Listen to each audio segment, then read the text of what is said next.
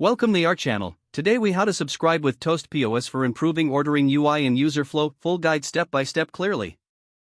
To begin improving your ordering UI and user flow with Toast POS, access your Toast account. Log in using your credentials. Navigate to the Settings section on the dashboard.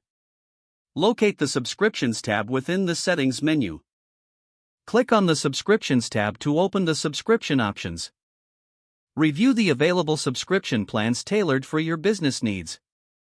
Select the plan that best aligns with your goals for enhancing ordering functionality. Fill out any necessary payment information in the provided fields. Confirm that all details are accurate before proceeding.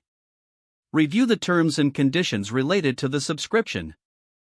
Once you've agreed, finalize the subscription by clicking on the Confirm button. The system will process your subscription request.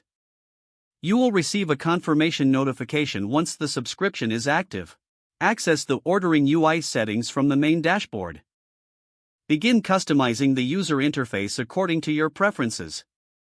Look for options to optimize the menu layout.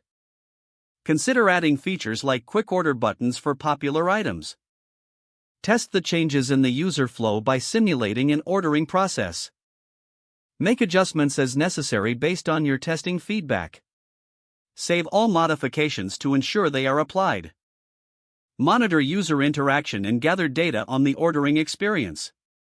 Use this data to make informed adjustments in the future. Continue to refine the UI and user flow to improve customer satisfaction. If the page does not load, refresh the browser or try again in a private or incognito window. Make sure you are using the correct email address, then retype it carefully to avoid small typos.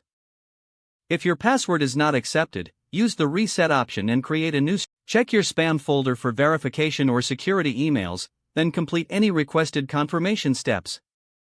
Enable two-factor authentication if available to improve account security and reduce unauthorized access risk.